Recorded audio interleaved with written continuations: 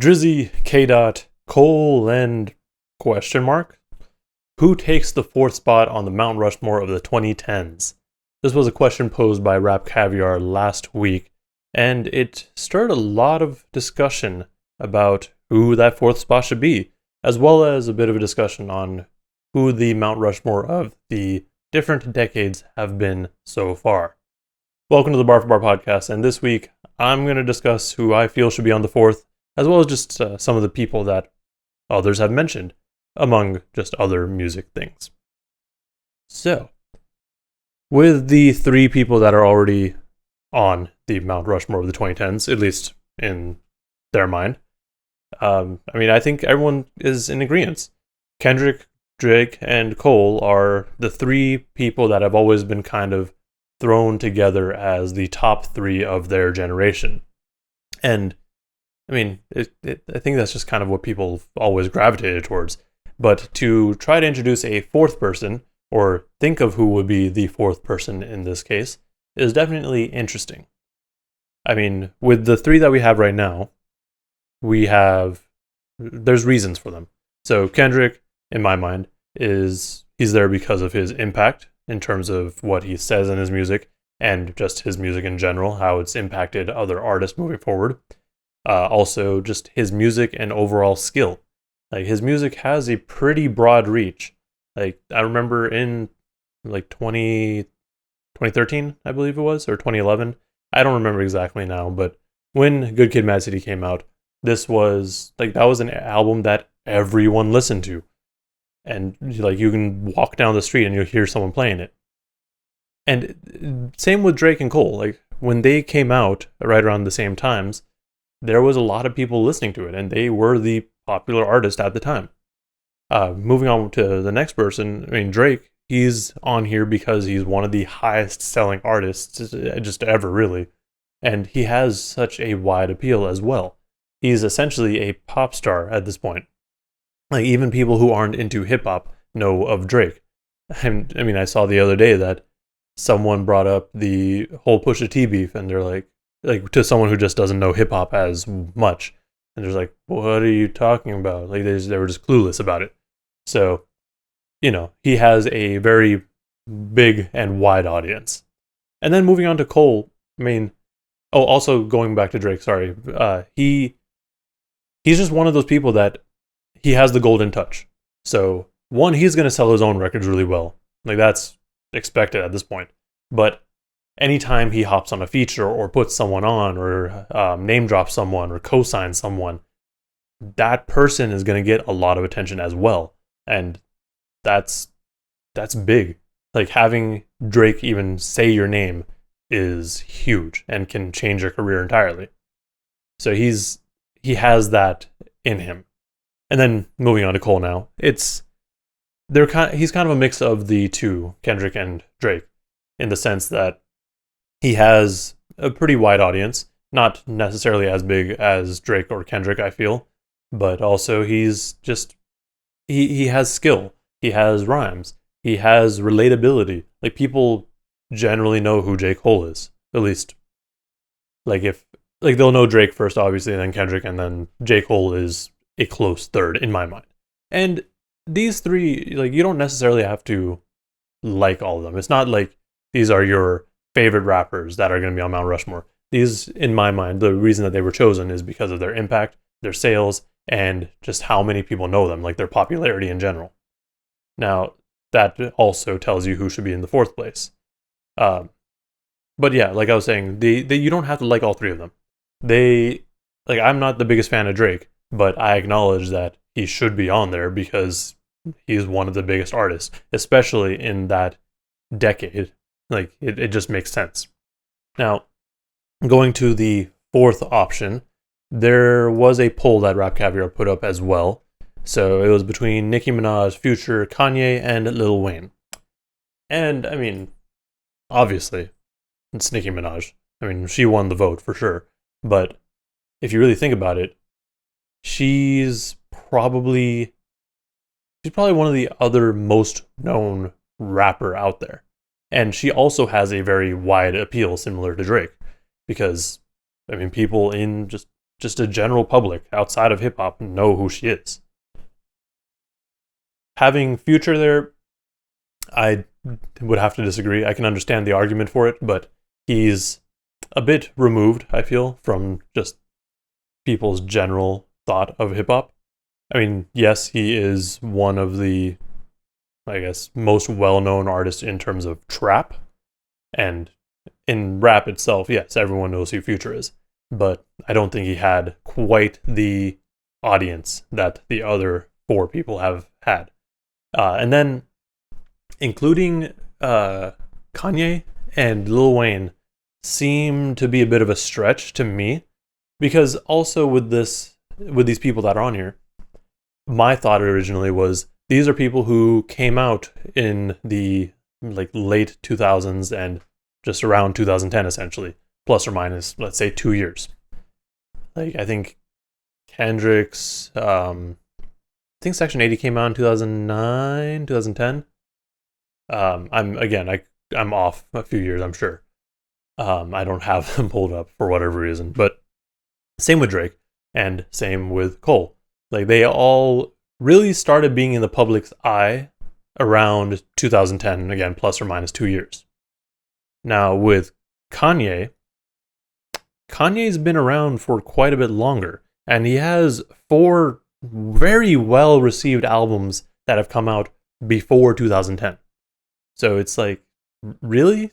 Why would you put him in this group?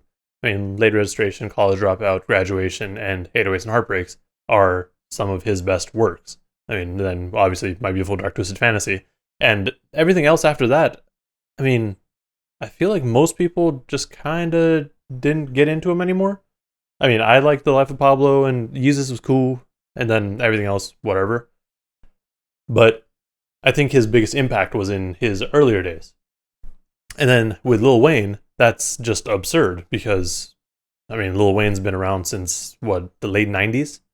And then all of the Carters dropped, up to Carter 3. They all dropped before 2010. Those are some of, that whole era up until 2010 is really where Lil Wayne shined. I mean, yes, around that time he was also working on Young Money and bringing up Drake and Nicki Minaj, among others. But in my mind, I don't think including him was really right. I mean, I think he dropped the Carter 4 in the 2010s, and obviously the Carter 5 most recently. But I don't think he had that much of an appeal after the Carter 3 to just, again, the general public. Now, as far as other artists that I would consider, again, my criteria is people who kind of came out around 2010 or so, not people who have had a career and been an established artist beforehand. I mean, yeah, you can have mixtapes and stuff. That's totally fine. I mean, Cole, Kendrick, and Drake have all had mixtapes before 2010, but it was really around 2010 where they gained popularity. The other people that I could consider, at least talking about, it's kind of similar to A$AP Rocky's One Train. So with One Train, A$AP Rocky wanted to pull everyone together that came up around the same time.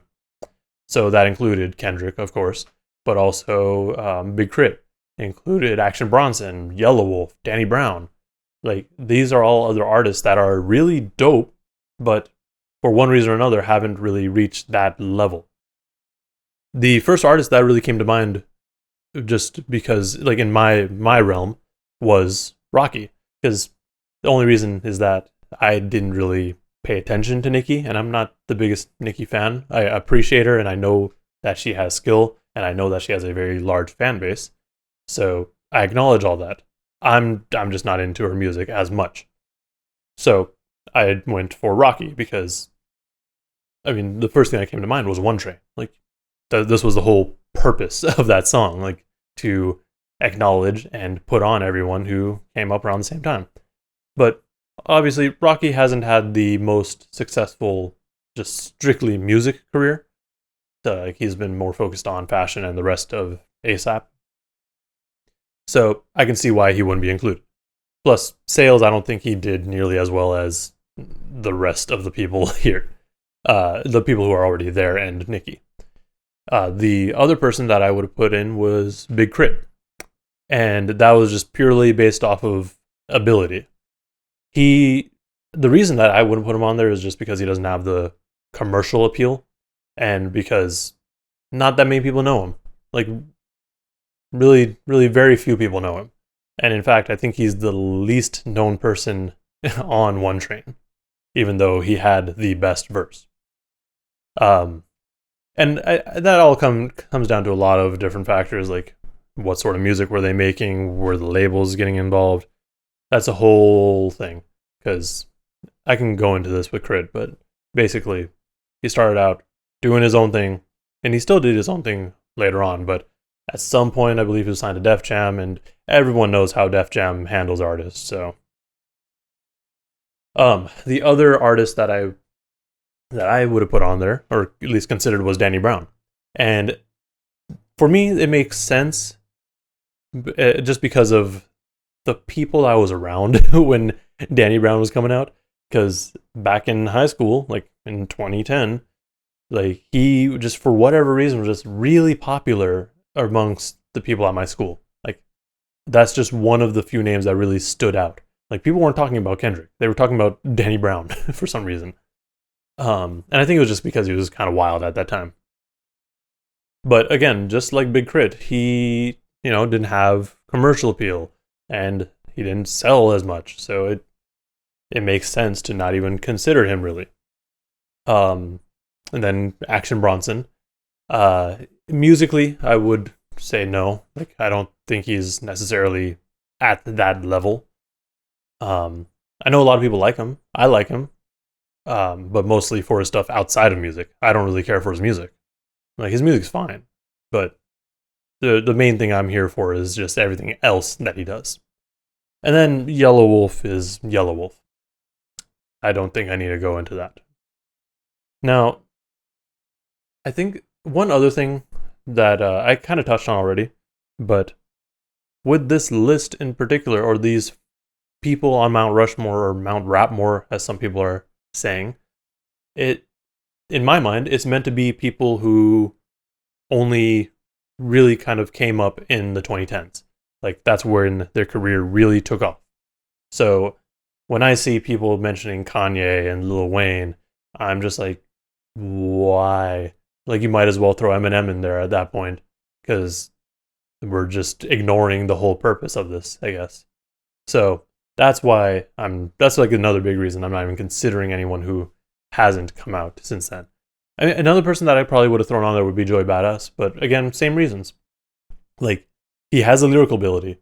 He has a decent appeal, I would say, but one, didn't put out very many projects, which may have hindered him a little bit, but also, like, he might be too rap, or too, like, into that hip-hop purism thing, which that's a whole nother discussion, so we're not even going to really touch on that.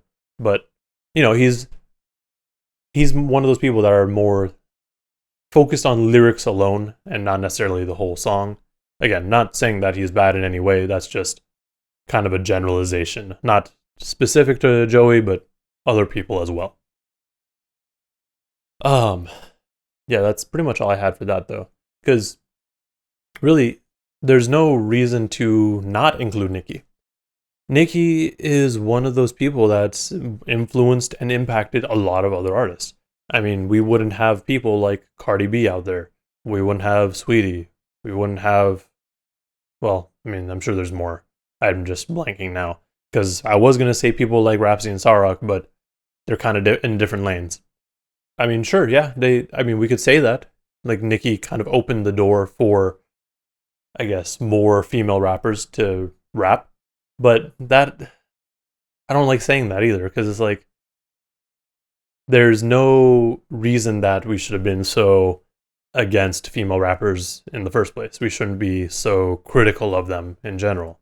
So that's why I'm like, it should just be rappers in general. But again, that's a whole nother thing that I don't really want to get into right now.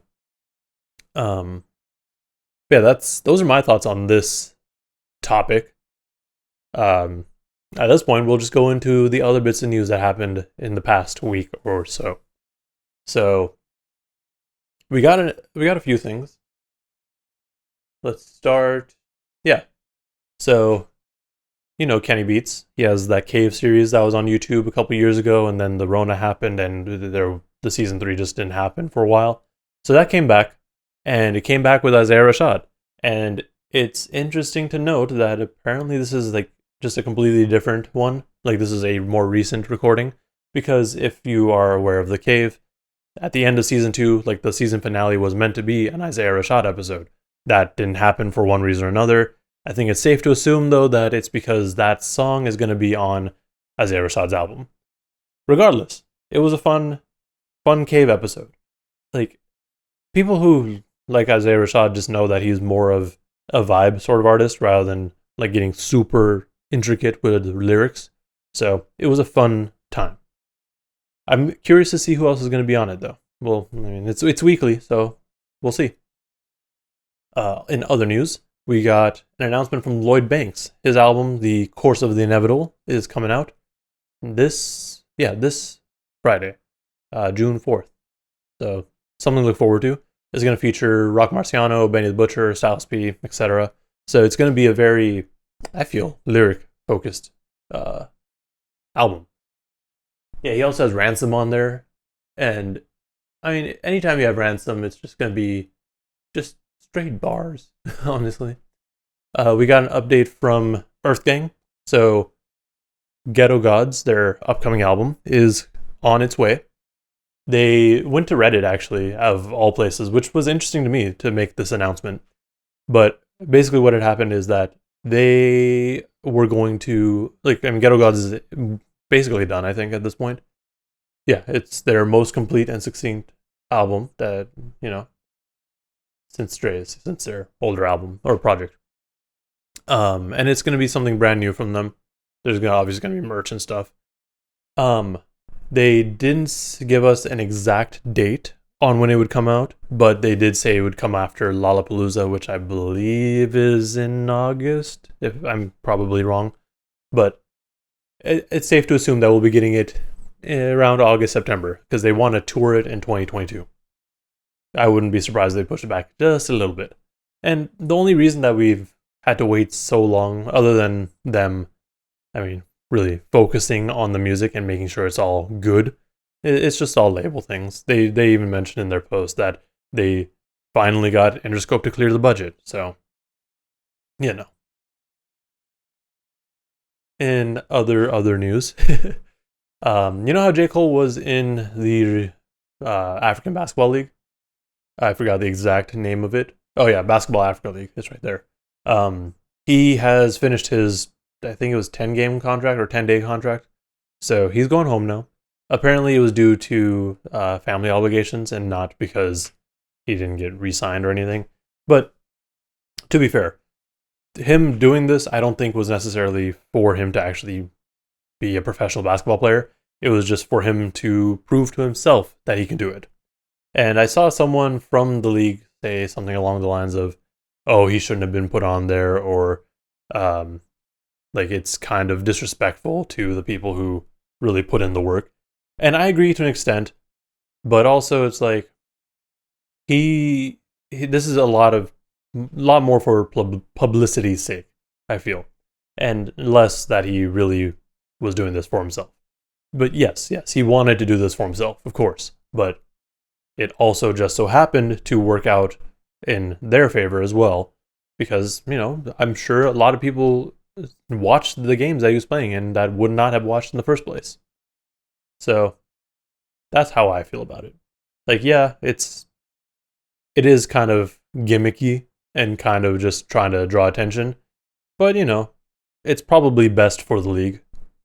But again, I'm not someone who's super into sports, so I don't know what I'm saying, really. Let's see. So, why didn't that get updated? Oh, never mind. Okay. The last couple things is, we're going to get into music in a bit, but I guess the first thing we'll go into is, so years and years ago, if I don't know why I'm prefacing it like this. So, we all know that Biggie was murdered. Um, an ex-FBI agent apparently revealed who the killer was. I forgot the person's name. I'm gonna pull it up right now. But the point is, it was Suge that financed the hit, and it was the hitman. That's the proper term, I guess. Was Amir Muhammad, or so? Let's read the actual thing. Death Row Records founder Marion Suge Knight financed the hit on a Brooklyn rapper Notorious Big, an execution carried out by Nation of Islam convert and hired hitman Amir Muhammad with the help of corrupt LA cops, according to an FBI agent who worked the case, and sources have seen the sealed documents. I kind of skimmed through it earlier, but yeah, we all kind of knew that. I feel like, even though it was never made official, like we all felt like Suge had some involvement in it. I think they also mentioned that apparently the hit wasn't necessarily originally on Biggie, and it was actually for Puff. Um, yeah, that's that would have been completely different. Things would have been so different. I have no idea what anything would look like if that was the case. Like if it had happened the way that it was supposed to be. But that's new information for us. Well, new verified information for us. So that's always good to have and good to hear. Finally, I mean, new music. The biggest album and biggest release, and really the only one that I'm going to even talk about this week, unless there's like other stuff that really comes up that I missed, was DMX's Exodus. I will be doing a review on this, so I'm not going to go super into it, but there's some other just stuff related to it to talk about. So, this album was completed before DMX's passing. Like, everything had been written. All the features had been, I guess, they have been gotten.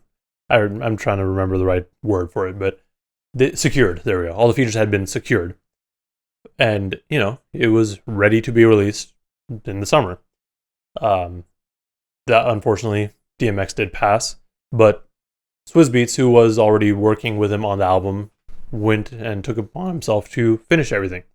So that's what we got here. With this album, Swizz Beatz also was interviewed by Complex, I believe. And the biggest thing that stood out to me was, well, and not the biggest thing, this is just one of the things, at least because everyone was kind of talking about it and hoping about it. So early, when he announced that he was working on this album, he mentioned artists that were going to be on it. One of them being Pop Smoke.